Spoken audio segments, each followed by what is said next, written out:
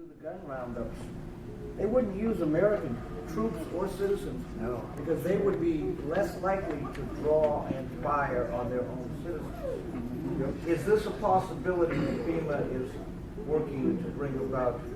I'd get rid of FEMA too. Yes, sir. All right. That is such a big scam. That goes on in FEMA.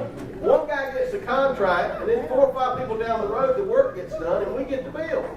Right here in Charleston, I think it was the turn of the century, there was an earthquake. And they put it out in all the newspapers and said, please help us, we've had an earthquake. Send us all you can, Charleston's in trouble. And as soon as they could, the next article, and it's in a book on Charleston's history, as soon as they could send that, don't send us anymore, we got all in news. I mean, what happened in Missouri, I was still operating my trucking company, and I got a call, and they said, the school would like to donate some stuff to the families of Joplin. We'd like you to take it out there for us. And I said, well, my business isn't real strong right now. I can deliver it when I get a chance. Is it time sensitive? And they said, we don't know, call them. And I said, well, I'll do it for free as long as, I can deliver it when I want to because I'm not out there that much. I called out and the guy said, man, our warehouses are full. I got nowhere to put it. Wow. How about we call you when we have somewhere to put it? I mean, that's how the American people react. We take care of one another. Because it's the right thing to do, not because the government forces us, not because they take it out of our earnings, but because it's the right thing to do. Yes, sir. Mine is not so much a question as much as a statement of encouragement. Because right at this point, Lindsey Graham is building up a war chest and lobbyists and special interest money. So it's going to be very difficult for anybody to outspend him. But I think amongst the crowd here and amongst I hate to call ourselves call bots, but I'm a political influence of Ron Paul myself. You've got an army of William Wallace's at your disposal should you opt. All right. Let's go.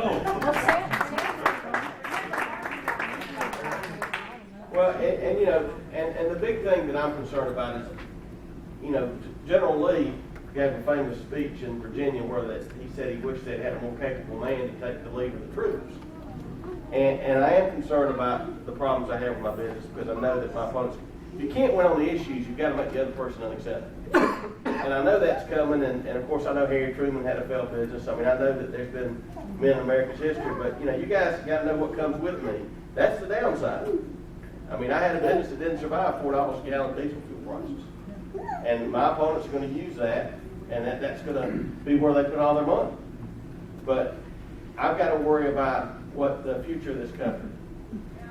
And if a man's willing to go on a foreign shore and lose his life for this country, I think I can take a little bit of a beating in the press. So I'm just trying to find out if you guys are in, I'm in. That's kind of We're in. Well, Sanford won, and they had a lot of money on the other side. 500 more than he did. He was spent 500. Senator Wright, you're the face of America because small businesses are suffering. Okay? You would be the face of America. I work for Robert Sanford.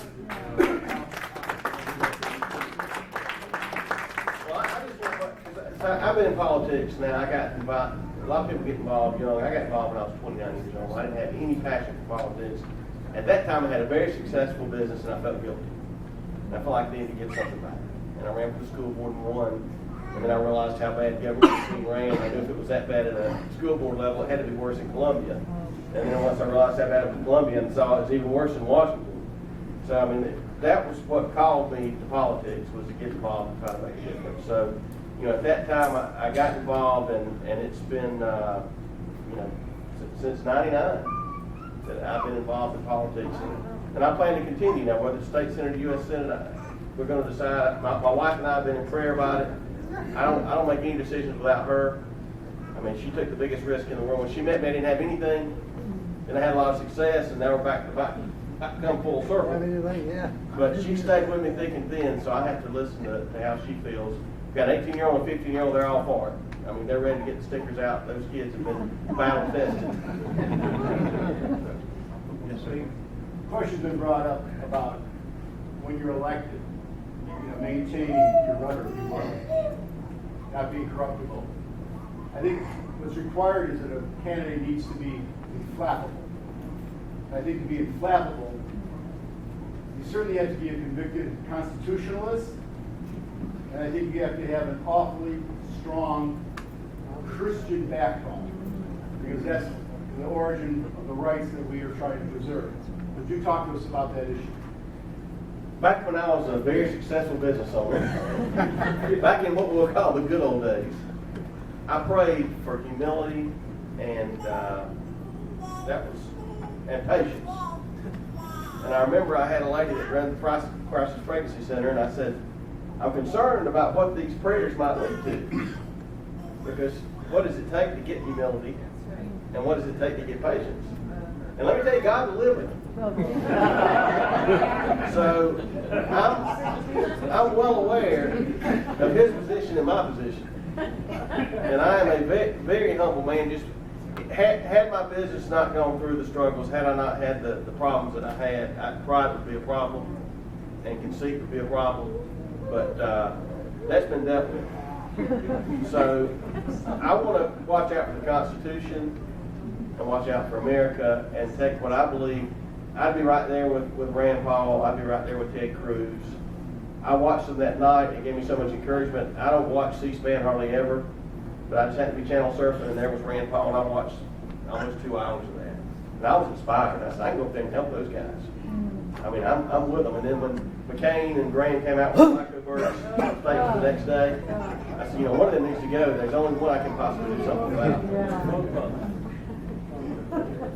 And I think McCain and Graham, they're the wacko birds because they're, progressive internationalists and this sort of thing.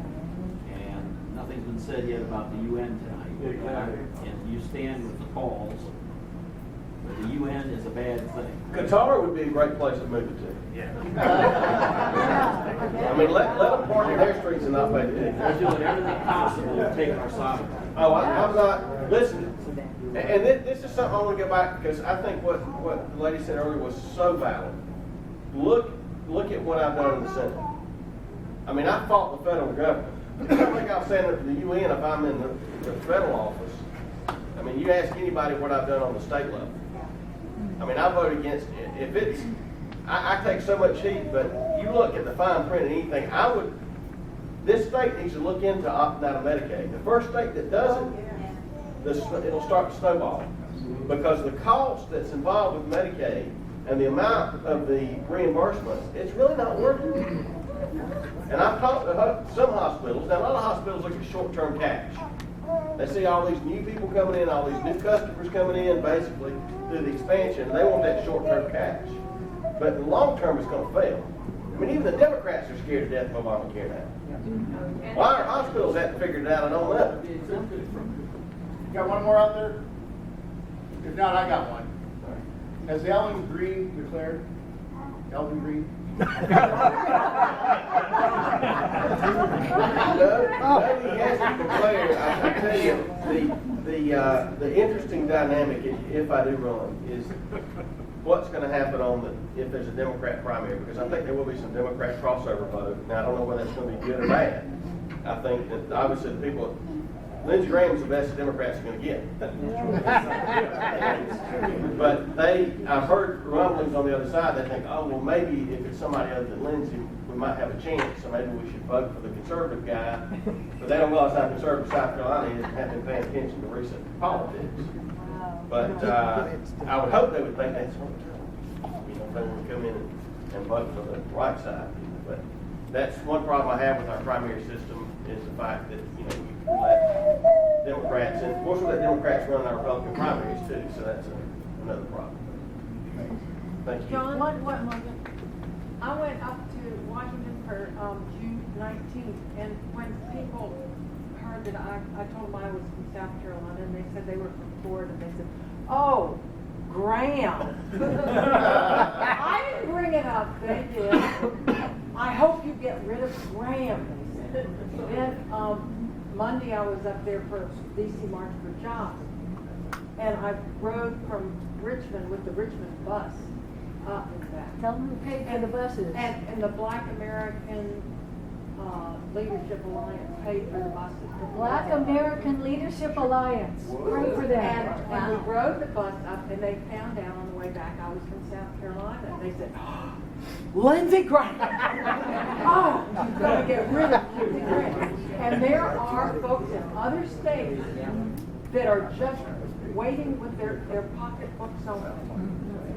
Because and I had a call from a woman in Florida today, and she said, I've got a group, we want to come up, we'll get a condo, and we want to go to the area in South Carolina that needs the help to defeat Lindsey Graham. And that's what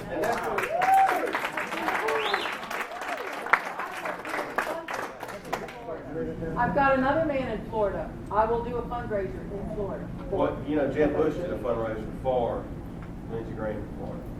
No, Somebody no. emailed me and said, I know. So, the other side's gonna gear up too, so we need to raise every dime we can raise, but we're still gonna be outspent 2-1. These super PACs are gonna come in. I mean, these defense contractors have been making a lot of money, and some of them, I mean, there's a lot of them that do a good service for our country, and God bless them, and we need them. But there's a lot of them that have been riding on the dole, and they want the free lunch to keep coming.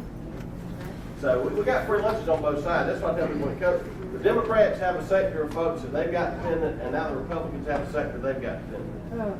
And big business has become an extension of government. They co-opt with the government. So, I mean, you know where I stand, and I say all this stuff, you know, I've been saying it for 5 years, and, you know, if you like Sanford's fiscal policies, we've got about the same when it comes to that, and that's, you know, feel free to ask him how I did on his vetoes, because I pretty much sustained all those as well, and you know, had his back, and if I'm up in Washington, then I can assure you that I'll be with Paul and Cruz, and if it's not the Constitution, I'm not for funding it. Thank you.